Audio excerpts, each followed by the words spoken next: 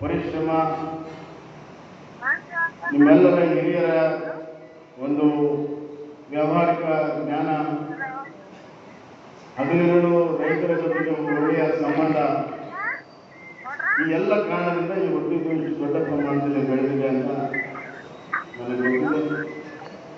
ಅದಕ್ಕಾಗಿ ತಮ್ಮೆಲ್ಲರಿಗೂ ಕೂಡ ಅಭಿನಂದನೆ. ನಿಮ್ಮ ಹಿರಿಯರಿಗೆ ಅತ್ಯಂತ ಕಷ್ಟ ಕಾಲದಲ್ಲೂ ಕೂಡ ನಿಮ್ಮ ವ್ಯವಹಾರದ ಜೊತೆಗೆ ಈ ಸಂಸ್ಥೆಯನ್ನು ಕೂಡ ತಾವು ಬೆಳೆಸಿದ್ದೀರಿ. ಹಿರಿಯರಿಗೆ ತಮಗೆ ಮತ್ತೊಮ್ಮೆ ನಾನು ಅಭಿನಂದನೆ ಸಲ್ಲಿಸಲಿಕ್ಕೆ ನಾನು ಈಗ ತಾನೇ ಹುಲಕೋಟೆಯಲ್ಲಿ ಗೋಡಂಬಿ ಸಂಸ್ಕರಣಾ ಘಟಕದ ಉದ್ಘಾಟನೆ ಮಾಡುವ ಸಂದರ್ಭದಲ್ಲಿ ಹೇಳಿದೆ, ಕೃಷಿ ಬಹಳ ಪ್ರಮುಖವಾಗಿರುವಂತಹ ಒಂದು ವಲಯ. ಕೃಷಿ ಅಭಿವೃದ್ಧಿ ಆದರೆ ನಮ್ಮ GDP ಕೂಡ ಅಭಿವೃದ್ಧಿ ಆಗ್ತದೆ. 1% ಗ್ರೋತ್ ಅಗ್ರಿಕಲ್ಚರಲ್ ಆದರೆ 4% ಮ್ಯಾನುಫ್ಯಾಕ್ಚರಲ್ ಆಗ್ತದೆ, 10% ಸರ್ವಿಸ್ ಸೆಕ್ಟರ್ ಆಗ್ತದೆ.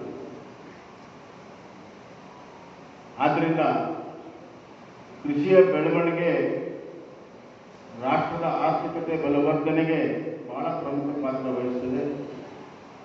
ಆದರೆ ರೈತನ ಬದುಕು ಬಯಲ ಬದುಕು, ಅನಿಶ್ಚಿತೆಯ ಬದುಕಿದೆ. ನಾನು ವಿವರಣೆಗೆ ಹೋಗುವುದಿಲ್ಲ.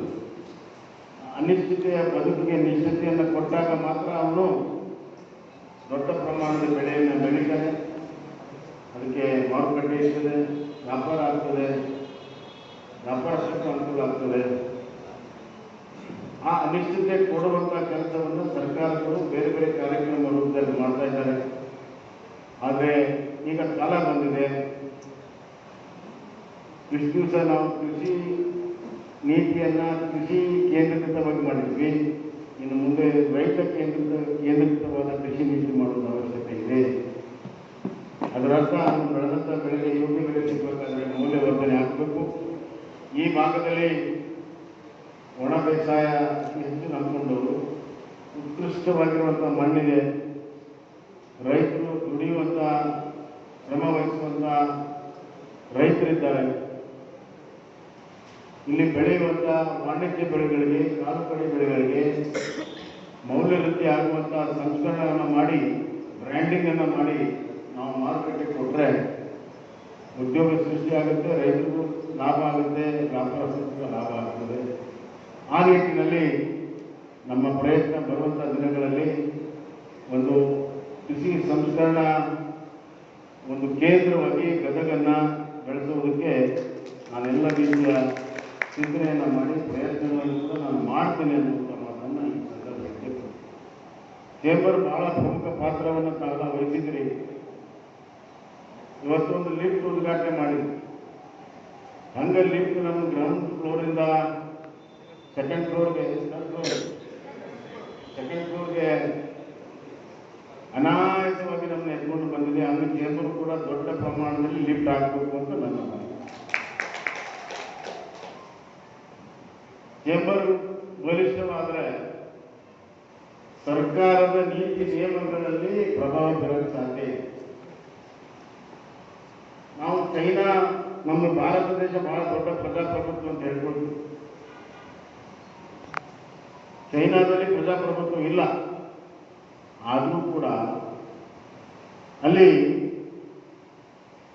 ಇಂಡಸ್ಟ್ರಿ ಪಾಲಿಸಿ ಆಗಲಿ, ಅಗ್ರಿಕಲ್ಚರ್ ಪಾಲಿಸಿ ಆಗಲಿ, ಅಲ್ಲಿಯ ಸಂಘ ಸಂಸ್ಥೆಗಳು, ಚೇಂಬರ್ಗಳ ಪಾತ್ರ ಬಹಳ ದೊಡ್ಡದಿದೆ. ಸರ್ಕಾರ ಅವ್ರ ಮನೆ ಬಾಗಿಲಿಗೆ ಹೋಗಿ ಕೂತ್ಕೊಂಡು ತಿಂಗಳಗಟ್ಟಲೆ ಚರ್ಚೆ ಮಾಡಿ ಅವ್ರಿಗೆ ಏನು ಬೇಕು, ಏನಿಲ್ಲ, ಕನ್ಸೆಷನ್ ಏನು ಬೇಕು, ಕೃಷಿಯನ್ನು ಅಭಿವೃದ್ಧಿ ಮಾಡೋಕ್ಕೆ ಏನು ಬೇಕು, ಮಾರುಕಟ್ಟೆನ ಹೆಂಗೆ ಜೋಡಿಸ್ಬೇಕು, ಎಕ್ಸ್ಪೋರ್ಟ್ ಹೆಂಗೆ ಹೆಚ್ಚಿಗೆ ಮಾಡಬೇಕು, ಎಕ್ಸ್ಪೋರ್ಟ್ ಇನ್ಸೆಂಟಿವ್ ಹೆಂಗೆ ಕೊಡಬೇಕು, ಸ್ಟೋರೇಜ್ ಹೆಂಗೆ ಮಾಡಬೇಕು, ಲಾಜಿಸ್ಟಿಕ್ ಲಿಂಕೇಜ್ಗಳನ್ನು ಹೆಂಗೆ ಮಾಡಬೇಕು, ಎಲ್ಲವನ್ನು ಕೂಡ ಏನು ಚೇಂಬರ್ಗಳು ಹೇಳ್ತಾರೆ ಆ ಪ್ರಕಾರ ಮಾಡ್ತಾರೆ. ಅಲ್ಲಿ ಚೈನಾದಲ್ಲಿ ಪ್ರಜಾಪ್ರಭುತ್ವ ಇಲ್ಲ.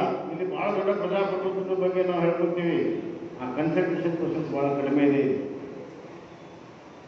ಯಾರಿಗೋಸ್ಕರ ನಾವು ಪಾಲಿಸಿಯನ್ನು ಮಾಡ್ತೀವಿ, ನೀತಿಯನ್ನು ಮಾಡ್ತೀವಿ, ಅವರ ಅನಿಸಿಕೆಗಳನ್ನು ಕೇಳದೇ ನಾವು ಮಾಡಿದ್ರೆ ಎಡವಟ್ಟಾಗ್ತದೆ.